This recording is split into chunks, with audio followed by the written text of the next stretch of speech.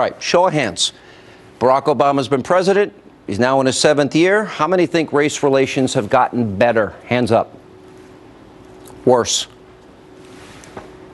No hand at all for you. What's up with that? I think things are pretty neutral over the last 8 years. There are some things that have happened, such as police shootings, that have ignited some issues, but I don't think it's gotten worse. First Lady Michelle Obama recently gave the commencement address at Tuskegee University in Alabama. She used this opportunity to include some shocking comments on race and discrimination in America. Let's watch this. We've both felt the sting of those daily slights throughout our entire lives. The folks who crossed the street in fear of their safety, the clerks who kept a close eye on us in all those department stores, the people at formal events who assumed we were the help, and those who have questioned our intelligence, our honesty, even our love of this country. And I know that these little indignities are obviously nothing compared to what folks across the country are dealing with every single day. Those nagging worries that you're going to get stopped or pulled over for absolutely no reason. The road ahead is not going to be easy. It never is, especially for folks like you and me. Because while we've come so far, the truth is that those age-old problems are stubborn. And they haven't fully gone away. And all of that is going to be a heavy burden to carry. It can feel isolating. It can make you feel like your life somehow doesn't matter. That you're like the invisible man that Tuskegee grad Ralph Ellison wrote about all those years ago. And as we've seen over the past few years, those feelings are real. They're rooted in decades of structural challenges that have made too many folks feel frustrated and invisible. And those feelings are playing out in communities like Baltimore and Ferguson and so many others across this country. All right, we bring back our studio audience. How many think she hit the right message there? Show of hands. She did. 1, 2, 3, 4. Okay. How many think she gave the wrong message? Okay, let's go to Rod. We've been friends a long time. Well, it sounded to me angry. It sounded to me that everyone's going to have struggles, and there is residual racism. Nobody's disputing it. But I argue that 95% of Americans, the worst thing you could call them is a racist. And I don't think she was recognizing that, nor telling them, I'm the First Lady, in spite of problems I might have had. My husband's the President of the United States, in spite of Sean Hannity not wanting a liberal in the White House. Sure, but I think, Sean, what she was trying to do, she was more passionate than anything in her speech. And I think she was trying to really relate to the audience. And I'll tell you, I listened to her speech. I listened to everything she said, Sean, and I could actually feel the tenor in her voice. I could feel exactly what she was saying. You didn't feel anger. I felt anger. I didn't feel anger. No, I felt passion, and I felt experience from her. And to me, she sounded like the First Lady. I have to give her that credit. I have to say, honestly, she's the First Lady of the country. He's the President of the United States.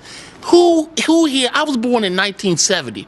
Who could have told me 45 years ago that I'd be looking at a two-term black president? Granted, I don't agree with his policies, a lot of his policies, but he is a two-term elected president of the United States. That's to me the message, right? That's the message Denise, right what'd you there. think of it? I believe both Obamas have missed a golden opportunity really to promote how exceptional our country is. Michelle Obama played identity politics, and it's President Obama, Eric Holder, Jesse Jackson, across the board. Identity politics, they want to divide our country, and instead of uniting Americans, we hear this rhetoric on a regular basis. And to talk like that at a graduation ceremony, I found it very discouraging, and I found that, but because of her position, she could have done a much better job to talk about how she got from Chicago to Ivy League schools to the White House. And if I can do it, you can do it too. That was what I thought. Tom. That was a message. Well, go ahead. But that is what she was saying. And it bothers me when an African-American woman speaks clearly and forcefully about something, all of a sudden she's angry. She was talking about the true issues, because regardless of your income level, regardless of how much education you have, they're still no. Stacey's responding to you. Hang on. No, yes, can I finish? No. Go ahead. She sounded ungrateful. No, but you all are wrong. One at a time. Ungrateful. She's the first black woman to be the First Lady of the United States of America. She should be proud. She should be trying. No. She should be gracious. Gracious. Hold on a second, Sean. One at a time. What she did. Let Stacey finish. Go ahead. Even if she has that opinion, there's a way to express it without causing division. She should be trying to unite. That is the only, like they say, united we stand, divided we fall. That's why we are falling. You all are playing one clip of a long commencement speech that was very powerful, that was very inspirational. And when you have someone who's in this position and she was doing the right thing, she was speaking at Tuskegee University and telling students, you have the right to, just because you have negative issues going against you, you will be great. And that's what she was saying. We have come a long way to see a black woman up there as the first lady. She should have been saying, this is where I am right now. Yes. This is why I am here, and you should aspire to this. Yes. She should have not. Wait. Let him finish. Wayne, go ahead. That's what she said. No. We have come a long way, and we have a long way to go. What part of that did you not hear? I didn't hear that. You're missing the message. Did you see the entire speech? You know why? Because there were too many negatives. Hang on. There were too many negatives in there for me to. I mean, did you see the entire speech? If I was there, did you see the entire speech? No, exactly. Because you're playing a clip, and that is part. That is the there problem. were many clips, you're playing a and clip if I was in there, I would have walked out thinking that, you know what? You all.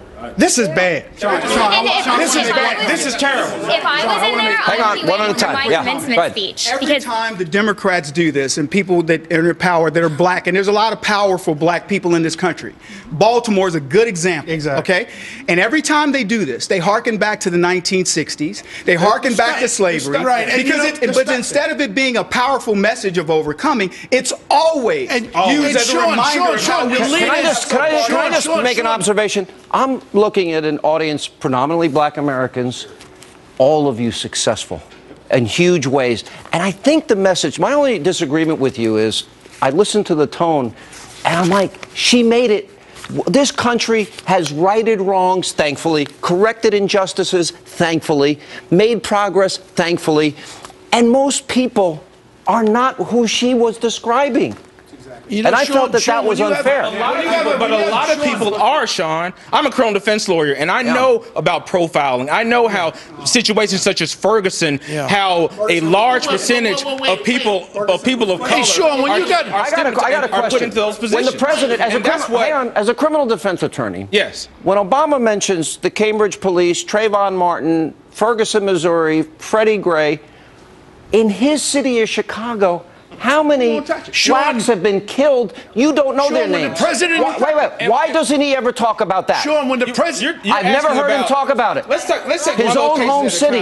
Wait a second. First of all, Trayvon Martin case, although George Zimmerman was found not guilty, he was wrong for approaching Trayvon. We do know that. The Freddie Gray case, this man was alive and well. Trayvon Martin grounded and pounded, according to the one eyewitness in that case, sir. No, Trayvon Martin.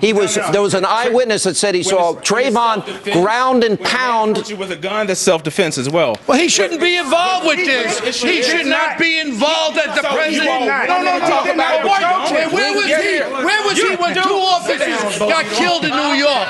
Where was he? Hold on a second. Where was he when 2 of my officers got assassinated in New York? Nobody from that White House other than Biden was there. Where was the Attorney General? Where was Loretta when this poor kid got shot in the face twice last week? No representation from the federal government. I get upset about it. They run to Ferguson. They run all over the place. How about our cops that are out there dying like yesterday almost? And how about the African American kids who are dying at the hands of cops? We got to take a break. When we return, Dr. Alveda King will join us, and Milwaukee County Sheriff David Clark will join us to weigh in